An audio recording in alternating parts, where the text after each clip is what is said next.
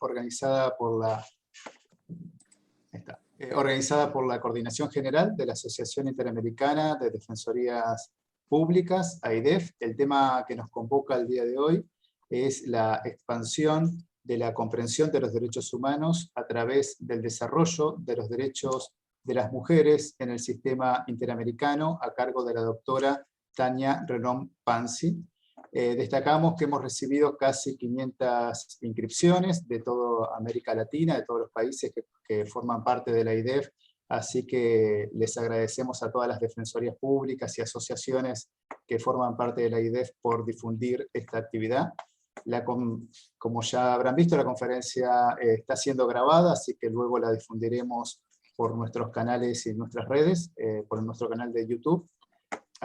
Con respecto a las reglas del Zoom, cabe destacar, como hacemos siempre, que por favor controlen los micrófonos, que no se enciendan automáticamente. En la medida de lo posible les recomendamos que mantengan sus cámaras encendidas. También, por favor, que les vamos a pedir que completen el formulario, cuyo link ahora vamos a poner en el chat para luego hacerles llegar los certificados de asistencia. En cuanto al chat, les pedimos que por favor lo dejen liberado solamente para las preguntas y comentarios que al finalizar la exposición de la doctora Renom le daremos lectura. Un aviso, la doctora Renom se tiene que retirar a las 15 horas en punto, así que trataremos de ser lo más puntuales. Si hay un espacio de preguntas, lo abrimos, y si no, tomaremos nota y luego se las haremos llegar. Sin más, le doy la palabra a la doctora Estela Maris Martínez, Defensora General de la Nación y Coordinadora General de la AIDEF, para que presente formalmente a la doctora Renom. Adelante, doctora Martínez. Está muteada. Sí. Muchísimas gracias, Sebastián. Muy buenas tardes a todos y a todas. Muchísimas gracias a todos y a todas por conectarse para esta nueva actividad de AIDEF. Hoy tengo el honor de presentar a la doctora Tania Renom Pansi, que es la secretaria ejecutiva de la Comisión Interamericana de Derechos Humanos desde el 1 de junio del 2021. La doctora Tania es doctora en Derecho por la Universidad Pompeu Fabra de Barcelona, España, y también cuenta con 2 maestrías. Una maestría internacional en Derecho Penal y Problemas Sociales Comparados de la Universidad de Barcelona y el Máster Oficial en Ciencias Jurídicas de la Universidad Pompeu Fabra. Es licenciada en Ciencias Jurídicas por la Universidad Centroamericana José Simeón Cañas de El Salvador y tiene más de 23 años de experiencia profesional trabajando por los derechos humanos en el ámbito académico y con la sociedad civil, el gobierno y las organizaciones internacionales. En este sentido, cuenta con un amplio conocimiento de los instrumentos del sistema interamericano. Fue directora de Amnistía Internacional de México y en el ámbito de la gestión de talento y recursos financieros lideró equipos numerosos en diversas organizaciones y llevó a cabo estrategias exitosas para la recaudación de fondos. Muchísimas gracias, doctora, por compartir este espacio hoy con nosotros y le cedo la palabra. Muchas gracias, doctora Martínez. Muchas gracias, Sebastián Van den Duren. Y gracias a AIDEF y al Ministerio Público de la Defensa de la República Argentina por la invitación y por la organización de este evento. Me emociona mucho ver tantas personas que están en la función pública de la defensa de toda la región y seguramente con experiencias muy diversas. Y lo primero es que les quiero agradecer tomarse el tiempo en el espacio de las vidas tan ocupadas que sé que tienen, gestionando las defensas, la atención a las personas usuarias, para poder conversar una hora sobre qué es esto de cómo los derechos de las mujeres han ayudado y se han ayudado para expandir la comprensión del derecho internacional de los derechos humanos. Lo primero que les quiero decir es que este es un tema que a mí me ha atraído en particular, porque cuando yo estudiaba Derecho, yo pensaba que el único espacio donde podría haber una regulación más específica para las mujeres era en el derecho internacional de los derechos humanos. Claro, yo estudié hace más de 25 años y todavía no había regulaciones penales o civiles género-sensitivas. Se empezaba a hablar del tema, pero no necesariamente estaba en el catálogo del derecho penal, del derecho civil, formulaciones jurídicas desde la perspectiva de género. Siempre se creyó, o durante muchos años se creyó, que los feminismos únicamente eran experiencias de análisis de la realidad a partir de las diferencias y que eran análisis más en la esfera de la sociología, de la antropología, de la teoría del Estado incluso, pero no necesariamente del derecho. Y no es casual que la sensación que yo tenía hace 25 años no fuera una sensación meramente empírica, sino que realmente la ciencia jurídica nos demostraba la ausencia de perspectivas de los derechos de las mujeres o de otras personas, no necesariamente que formaban parte de la hegemonía jurídica, como los hombres, propietarios, blancos, ¿no? Siempre hay que ver cuando una norma jurídica menciona a una persona, ¿qué es? ¿A quién esa persona está siendo mencionada la norma jurídica? Alda Facio es una de las juristas feministas que tiene nuestra región más importantes y ella siempre dice que las normas jurídicas, a pesar de su neutralidad o a pesar de su aparente neutralidad, tienen características muy particulares al momento de su aplicación, porque las normas jurídicas se aplican en un contexto determinado, en un contexto social determinado y en una cultura de la cual todas y todos formamos parte y que evidentemente eso afecta la interpretación de las normas y la aplicación de las normas. Así es que me dediqué a estudiar el derecho internacional de los derechos humanos desde la perspectiva de los feminismos. Y lo primero que me encontré es que había muy pocas teóricas y hay muy poco estudio teórico sobre la perspectiva feminista de los derechos de las mujeres. Hay dos autoras que son las más relevantes. Una es Charles Worth y la otra es Rebecca Christine, que se refieren a cómo el derecho internacional de los derechos humanos no necesariamente fue creado pensando en la situación particular y diferenciada de las mujeres. Si ustedes ven, por ejemplo, la Convención Americana sobre los Derechos Humanos, es una convención que refiere a un sujeto asexuado aparentemente, pero no hay distinciones específicas de los derechos humanos de las mujeres o de los niños o de las niñas. Cuando habla de discriminación, habla sobre categorías como el sexo, la edad, la religión, no habla todavía sobre la orientación sexual. Entonces, son marcos jurídicos de alguna manera que son un gran parteaguas y un gran paraguas, pero que han tenido después desarrollos específicos en derechos de las mujeres. Incluso hay autoras que dicen que las normas jurídicas específicas para las mujeres, como por ejemplo la CEDAW o la Convención de Belém do Pará, no sé si ustedes las conocen, retratan específicamente un tipo de mujer. Y es un tipo de mujer que es una mujer en edad reproductiva, es una mujer que puede ser una mujer madre.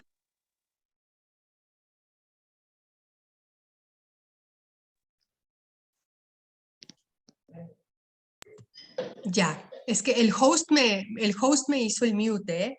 Yo estoy aquí. Entonces, la Convención de Belém do Pará y la CEDAW, dicen algunas teóricas, incluso también retratan un tipo de mujer, o un tipo de mujer heterosexual, un tipo de mujer madre, un tipo de mujer en edad reproductiva. No es casual que la Convención para la Eliminación de las Discriminaciones contra todos los tipos de discriminación contra las mujeres, la CEDAW, cuando fue creada, no contemplara problemas específicos en las mujeres como las violencias. La violencia en contra de la mujer no está contemplada en la CEDAW. Y fueron desarrollos normativos posteriores que pusieron en la conversación las violencias contra las mujeres a partir, por ejemplo, en primer lugar, de una recomendación específica que fue la número 19 y hace 4 o 6 años una recomendación específica que es la recomendación general número 35. Es decir, convenciones icónicas de derechos de las mujeres no necesariamente contemplaban las formas y las manifestaciones y los problemas más estructurales que afectan a las mujeres. Por eso, la propuesta es que incluso los tratados específicos sobre las cuestiones que afectan a las mujeres tienen que leerse y aplicarse de forma situada para que cumplan su objeto y fin de protección de la dignidad humana. Y hacemos esto bajo la técnica y la comprensión de que los instrumentos internacionales son en realidad instrumentos vivos que indican disposiciones de un tratado de derechos humanos y que se deben leer según el sentido que les corresponde al momento de aplicarlo. Y ya les voy a dar ejemplos concretos. No necesariamente les tenemos que dar el contenido al momento de su redacción, como puede pasar con la Convención de Belén do Pará, que ustedes saben que ha habido un debate en la Corte Interamericana sobre si la Convención de Belén do Pará aplica a las mujeres transgénero o no. Porque claro, cuando la Convención de Belén do Pará en los años 80 fue redactada, probablemente no tenía en el radar la aplicación de esta norma jurídica a las mujeres transgénero. Después vienen algunas otras herramientas que nos pueden servir para hacer del derecho internacional de los derechos humanos y hacer de las convenciones verdaderos instrumentos vivos.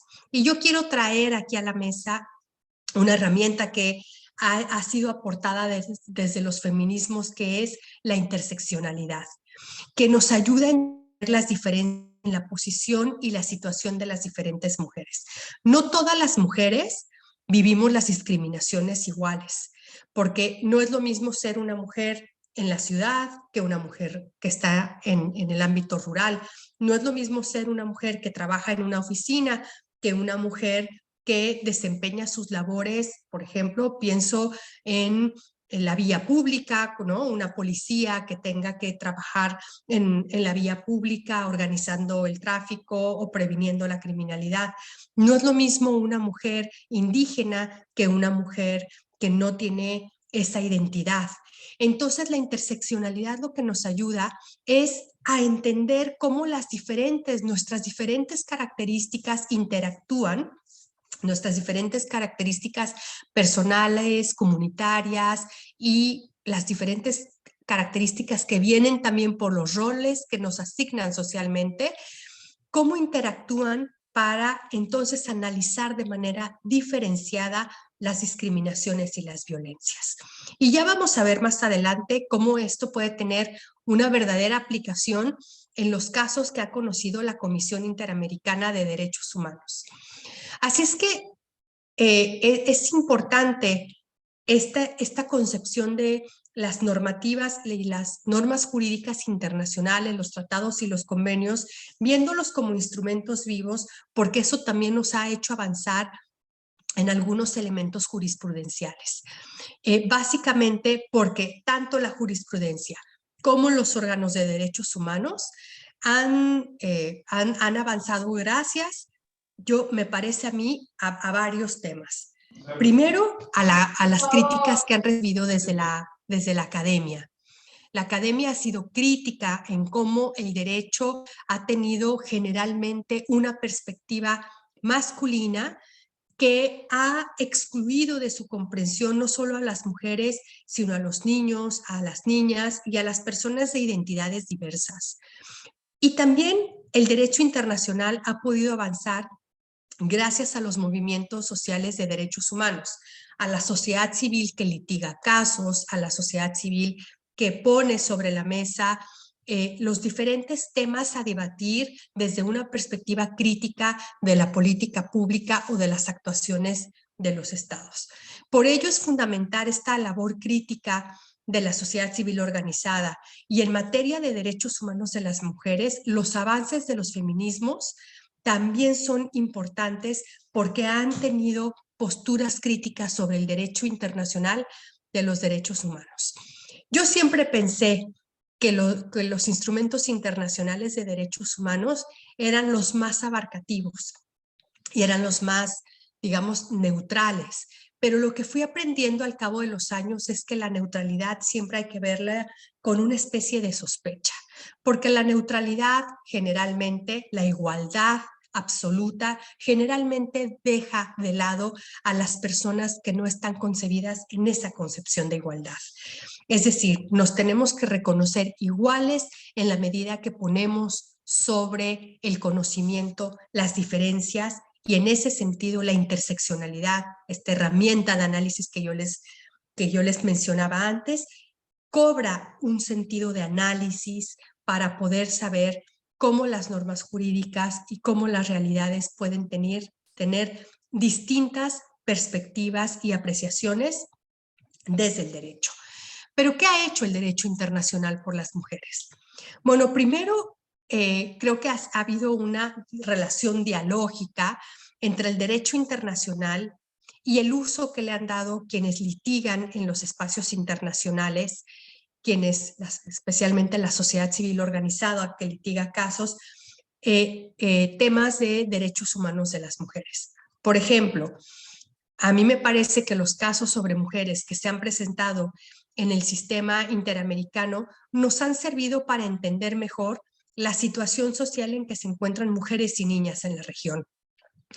Y en varias ocasiones también nos ayudan para lograr un avance en el entendimiento del derecho en general.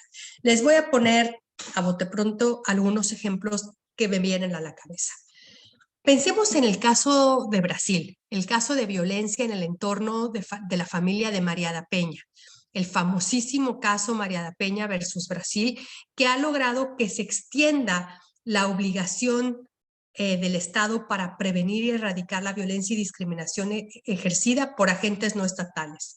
Hasta antes de María da Peña, este caso de una mujer que denuncia sistemáticamente a su esposo por violencias contra las mujeres y el Estado no le atiende, hasta antes de María da Peña, las violencias contra las mujeres en el espacio doméstico se entendían como un problema de eso, del espacio doméstico, donde no alcanzaba a entrar el Estado, ni a regular, ni a prevenir, ni a atender. Y María da Peña, este uso del derecho internacional como una herramienta viva, nos ayudó a comprender la obligación del Estado en prevenir y erradicar la violencia contra las mujeres ejercida por agentes no estatales. Fíjense qué interesante, porque en la concepción tradicional y de siempre de los derechos humanos es que son responsables de las violaciones a los derechos humanos los entes estatales o los actores estatales. Y Belén do Pará, y el caso de María Peña, dice, sí, pero cuando los entes estatales no ayudan ni a prevenir ni a erradicar las violencias en el ámbito de lo privado, también se incurre en una responsabilidad internacional del Estado y por eso Brasil fue encontrado responsable en el caso de María da Peña. Un segundo ejemplo, el caso de los feminicidios y las desapariciones de mujeres. En muchos contextos los feminicidios siguen siendo un problema de los afectos más personales de las mujeres, del espacio más íntimo de las mujeres y de poco a poco vamos documentando, ¿no? Desde la sociedad civil, desde la Comisión Interamericana, cómo los feminicidios se han convertido en un problema que está intrínsecamente vinculado con la impunidad y con el deber del Estado de analizar el contexto donde ocurren los feminicidios, analizar la teoría del caso que se construye desde el Estado cuando se investiga un feminicidio y analizar la muerte de las mujeres como un feminicidio y no como un homicidio simple. Y esto puede ser sujeto a mucho debate. Pero pienso en el caso del campo algodonero contra México. Este caso impulsó la comprensión de que el Estado es responsable por violar al deber general de protección cuando no pone en marcha políticas públicas ante una situación general de violencia. Fíjense ustedes, el feminicidio de una persona puede ser eso, una situación aislada, pero cuando se empiezan a documentar situaciones sistemáticas, el Estado tiene que tener una política pública de prevenir los feminicidios. Este caso, el caso Campo Algodonero contra México, que se conoció en la Corte Interamericana, cambió totalmente la forma en la que los feminicidios son investigados en México. Y cambió también el Código Penal, porque podemos algún día debatir sobre el tipo penal de feminicidio, pero incorporó la figura del tipo penal de feminicidio. Y la característica de este tipo penal es que tenía o tiene que contemplar las muertes de las mujeres por el hecho de ser mujeres con formas específicas y extremas de violencia que ocurren a las mujeres por ser mujeres. Vemos entonces en México cómo hoy los agentes de la Fiscalía, al encontrarse con un cuerpo de una mujer, necesitan hacer una teoría del caso que parta de un supuesto de feminicidio y no de un homicidio simple. Y esto no solamente tiene que ver con la sanción penal al responsable, pero sobre todo por las líneas de investigación que se tienen que trazar desde el agente de la Fiscalía. Hay entonces un amplio desarrollo de protocolos para la investigación de feminicidios, hay un amplio desarrollo de recolección de evidencia en los casos de feminicidio, y entonces este caso que viene de la Corte Interamericana en contra de México ha ayudado a desarrollar toda una política en materia del sistema penal para la investigación de los casos de feminicidio. Un tercer ejemplo de cómo hemos logrado avanzar en el entendimiento del derecho internacional con una perspectiva de los derechos de las mujeres, cómo el derecho internacional, al ser un instrumento vivo, tiene esta maleabilidad para ir avanzando casos, jurisprudencia y entendimientos sobre cómo atender las situaciones de derechos de las mujeres. Estoy pensando en otro caso sobre México.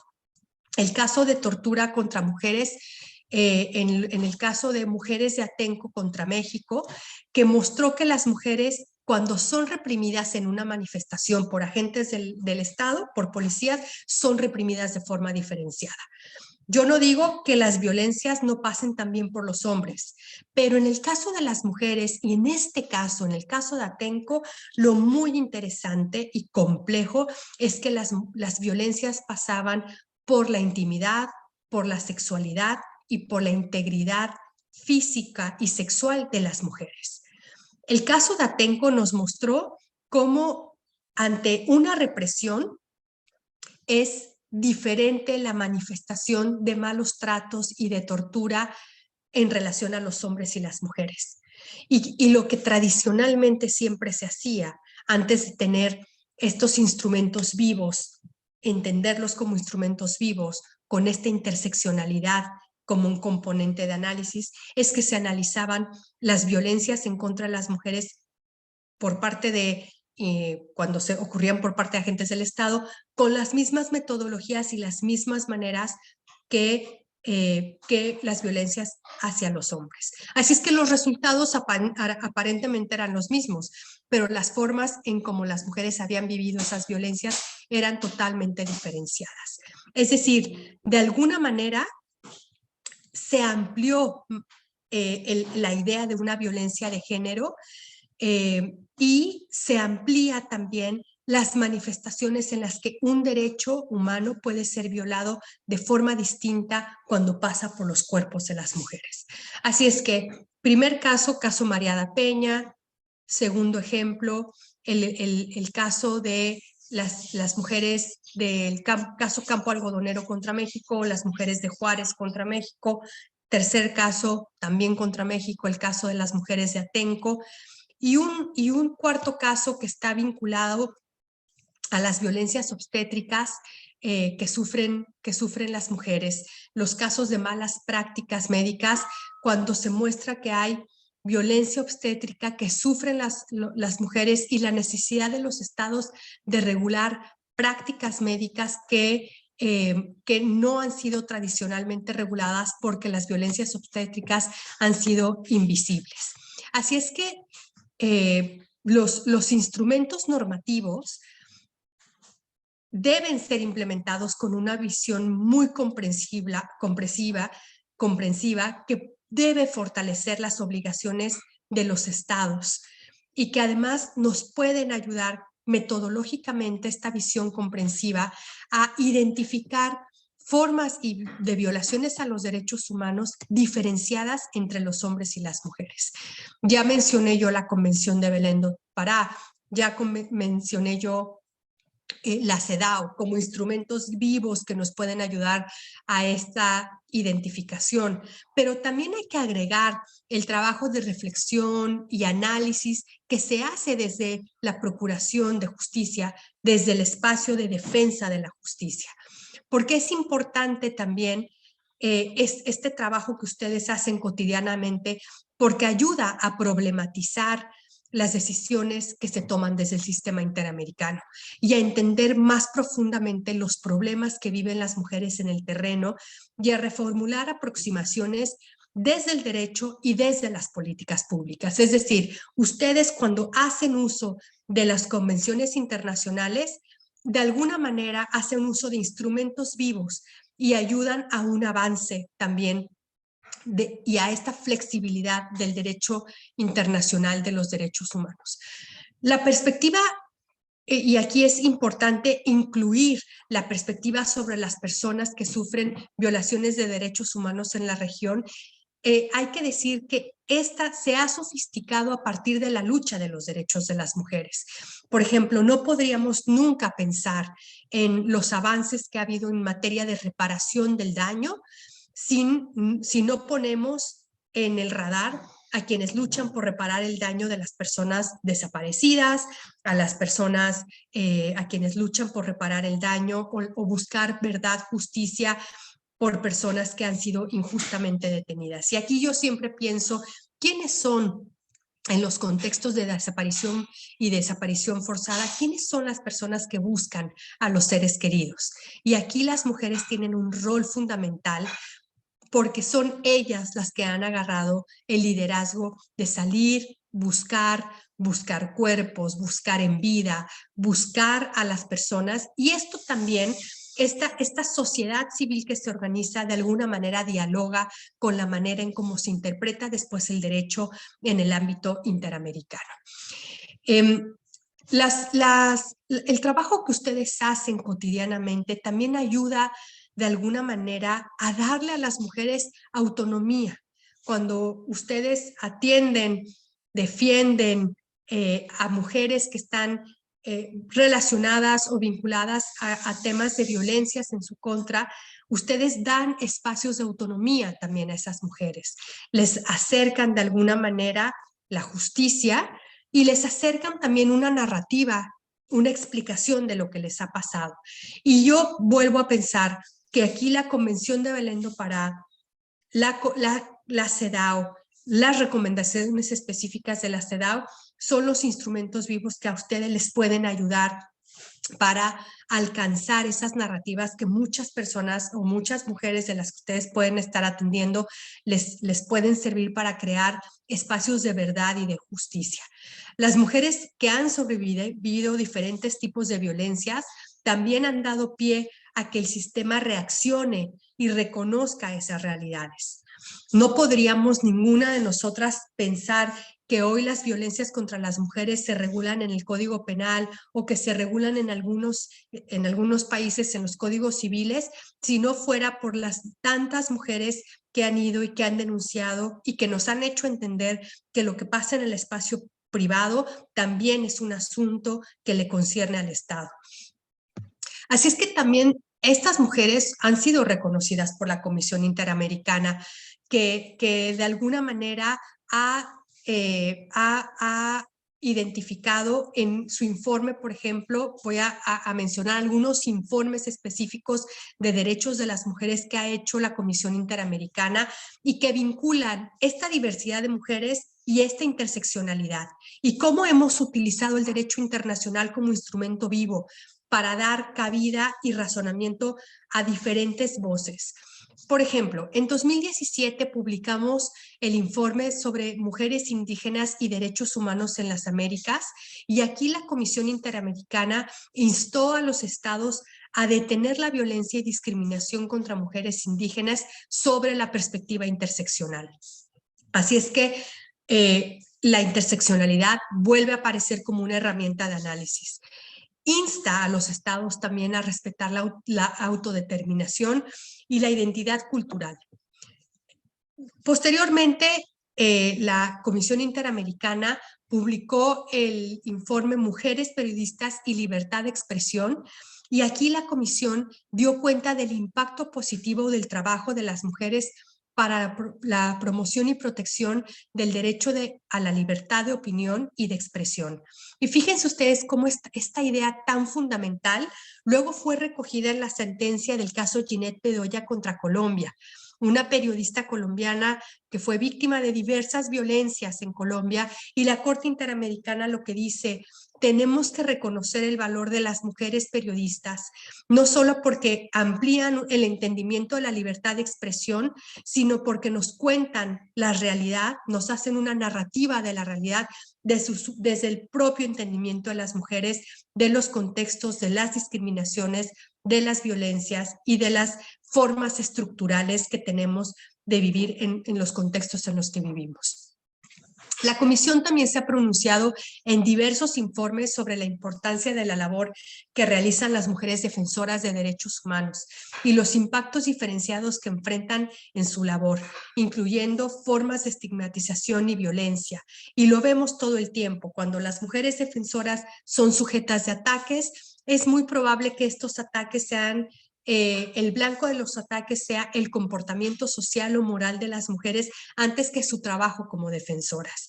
Al respecto, la Comisión ha publicado varios informes sobre personas defensoras que destacan la situación de las mujeres, y también ha conocido de casos de mujeres defensoras a través de mecanismos de medidas cautelares y de casos individuales en el sistema de peticiones y casos que tenemos en la CIDH. Por ejemplo, recientemente la Corte Interamericana emitió la sentencia en el caso Digna Ochoa, otra vez contra México, y fíjense que cuando Digna Ochoa fue asesinada, una de las líneas de investigación que hizo el Estado mexicano fue su espacio íntimo de si la había asesinado su pareja o no, si había sido un crimen pasional o no, y después de años de investigación se concluye que fue un asesinato por su calidad y su trabajo de defensora de derechos humanos.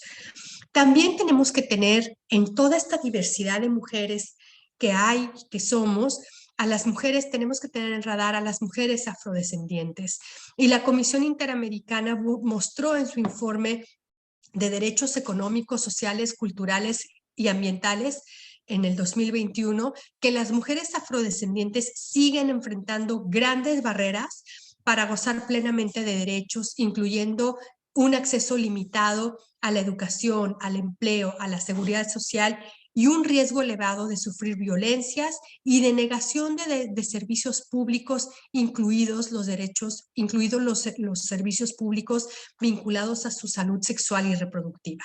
Y aquí yo quiero volver a llamar la atención sobre la interseccionalidad como una herramienta de análisis, porque si no entendemos esta diversidad de mujeres, de realidades y de formas de discriminación desde la interseccionalidad, entonces tampoco entonces más bien aplicaríamos la norma jurídica a partir de un principio de igualdad raso y no a partir de un principio de igualdad diferenciado a partir de las distinciones y de los contextos de las personas. En ese sentido hay sentencias muy interesantes de la Suprema Corte de México que hablan de cómo el principio de igualdad tiene que ser un principio diferenciado a partir del contexto y a partir del ejercicio de derechos de las personas. Pero la Comisión Interamericana también se ha pronunciado en temas de derechos de las mujeres, en temas coyunturales. Imagínense ustedes que durante la pandemia, la CIDH le dijo a los estados: en momentos de pandemia también es indispensable hacer una distinción y un análisis de las políticas públicas desde la perspectiva diferenciada. Y esto implica poner a las mujeres en un marco contextual distinto. A las mujeres la pandemia les afectó de formas distintas por diferentes razones. Por una razón que la pandemia nos hizo ir al espacio privado. Y el espacio privado no siempre es el espacio más seguro para las mujeres. Lo segundo es que la pandemia puso muy en evidencia la situación de desigualdad estructural de las mujeres. Naciones Unidas sacó un informe recientemente donde claramente se manifiesta cómo las mujeres trabajan y viven de los trabajos informales con mucho más, estadísticamente, más que los hombres. Y la informalidad fue profundamente afectada por la pandemia. Y esta informalidad vinculada a trabajos de servicio fueron los que más sufrieron una precarización durante la pandemia. Así es que cuando hablamos de situaciones coyunturales, también tenemos que pensar cómo estas situaciones afectan de forma diferenciada a hombres y a mujeres, y por lo tanto la política pública también tiene que tener un enfoque diferenciado y, de nuevo, la aplicación de la norma jurídica tiene que tomar en cuenta estos contextos de diferencia. La Comisión Interamericana durante la pandemia, si es que podamos hablar ya de un espacio de pospandemia, que todavía no lo sabemos, muchos veo, ¿no?, que muchos de ustedes todavía están en sus casas probablemente. No sé si ya podemos hablar de un momento pospandemia, pero la comisión durante los momentos más álgidos de la pandemia recibió constante información sobre el aumento de la violencia contra las mujeres y muchas veces estos contextos estaban vinculados a las medidas de aislamiento y la restricción de movilidad. ¿Qué hacer cuando el espacio privado no es el espacio más seguro para las mujeres? También recibimos información muy relevante sobre cómo las medidas de aislamiento y movilidad afectaban las economías específicas de las mujeres. Pero con el avance de la jurisprudencia interamericana se ha reconocido de alguna manera el derecho a las mujeres a vivir una vida libre de violencia. Y hoy prácticamente ningún estado de la región le pareció sorpresivo que lo que pasaba en el espacio público durante la pandemia no era un asunto del Estado. Se convirtió y se ha convertido en un asunto de Estado para muchos estados de la región, las formas de violencia en contra de las mujeres. Quiero también referirme finalmente al informe que la Comisión Interamericana publicó en el 2019 sobre violencia y discriminación contra mujeres, niñas y adolescentes, porque aquí podemos advertir otros elementos de la interseccionalidad. No todas las mujeres adultas vivimos igualmente las discriminaciones y las violencias, pero es que las mujeres en los ciclos de vida viven violencias y discriminaciones de forma diferenciada. Y aquí llama la atención todo el tema que la Comisión Interamericana releva en este informe sobre embarazo infantil y adolescente. Hoy sabemos que en algunos países de nuestra región hay reportes de hasta 109 embarazos adolescentes al día. Y evidentemente estamos frente a un problema que está relacionado con los servicios y políticas públicas relacionadas con los derechos sexuales y reproductivos de niños, niñas y adolescentes. Así es que cuando el Estado piensa atender el interés superior de la infancia, tiene que atender el interés superior de la infancia desde una perspectiva de género, desde una perspectiva diferenciada sobre cómo se vive las infancias de forma distinta, con riesgos distintos cuando se es una niña o cuando se es un niño. Hay que decir que en este sentido, el número del informe no es un número de informe, está en nuestra página web. Ahora voy con el tema de derechos políticos. Está en nuestra página web www.cidh.org. hay una ventanita que dice informes, y cuando usted se va a los informes de 2019, ahí está este informe sobre violencia y discriminación contra mujeres, niñas y adolescentes. Recientemente la Comisión Interamericana sometió a la jurisdicción de la Corte Interamericana el caso de Beatriz respecto de El Salvador relativo a la prohibición absoluta de la interrupción voluntaria del embarazo. Hay que recordar que muchos de los estados de nuestra región tienen o establecen prohibiciones absolutas a la interrupción legal del embarazo. Y la Comisión Interamericana se ha manifestado en diversas ocasiones de cómo esas prohibiciones absolutas de alguna manera sancionan, discriminan a las mujeres más pobres de la región. El caso Beatriz es claro. Beatriz vivía en una situación de extrema pobreza y tenía un embarazo de alto riesgo por su salud. El feto era anencefálico y no podía vivir extrauterinamente. La comisión consideró que en el caso de Beatriz, la penalización del aborto, en particular la prohibición bajo cualquier circunstancia y sin excepción, puede incentivar a que las mujeres recurran a abortos ilegales e inseguras, poniendo en riesgo su vida, su integridad, su salud física y su salud mental. Y por supuesto, su propia vida está en riesgo cuando no son los estados quienes toman la rienda sobre situaciones que viven las mujeres. En el caso de El Salvador, la prohibición absoluta varió una norma anterior que permitía el aborto en ciertas circunstancias, y la Comisión Interamericana concluyó que el Estado incumplió con su obligación de abstenerse de adoptar medidas regresivas al crear un obstáculo legal frente a un servicio de salud que estuvo disponible en el país. Así es que es claro que en pleno 2021 las mujeres de alguna manera seguimos expuestas a las violencias de género y a las violencias y a las discriminaciones estructurales. Y aunque los estados han hecho políticas públicas y cambiado sus legislaciones para atender y abordar discriminaciones y violencias, en general todavía tenemos un largo camino que recorrer. En febrero de este año, la comisión sometió a la Corte Interamericana el caso de Dina Carrión y otros contra Nicaragua. Y el caso es sobre la responsabilidad estatal del Estado nicaragüense por la falta de debida diligencia en la investigación de los feminicidios. Y así podemos tener una serie de casos por violencias estructurales que se han sometido a la Corte, al conocimiento de la Corte Interamericana. El caso de las violencias en el ámbito político, tengo que decir que hemos conocido de casos, pero aún no tenemos un caso en nuestro conocimiento o en la línea de informe de fondo sobre violencias políticas.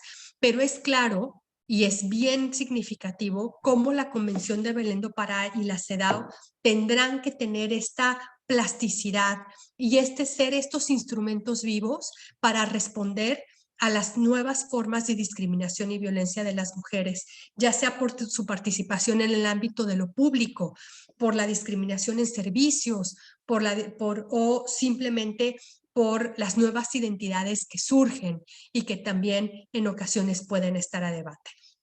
Así es que faltan 10 minutos para la hora y a mí me gustaría dejar algunos minutos para comentarios, preguntas, dudas y también poderles, no sé, poder escucharles si el uso de la Convención de Belén do Pará y de la CEDAW como instrumentos vivos a ustedes les pueden ser útiles en su labor diaria de defensa de derechos humanos, porque ustedes son defensoras y defensores de derechos humanos, porque son defensores y defensoras del debido proceso y de la legalidad. Y también del trabajo que ustedes hacen depende en muchas ocasiones la vida, la integridad y la verdad y la justicia para cientos de víctimas, miles de víctimas en la región. Así es que también muchas gracias por ese trabajo que ustedes hacen y muchas gracias por tomarse un momento de su cotidiano y del día a día para poder tener esta conversación. Así es que si ustedes están de acuerdo, doctora Martínez y Y Sebastián, yo dejo espacio para las preguntas o para algún comentario. Muchísimas gracias, doctora. La verdad que interesantísimo y muy clara la exposición. Hay comentarios, como podrá ver en el chat, de felicitaciones y agradecimientos por su exposición. La verdad que ha sido muy, muy clara y muy útil.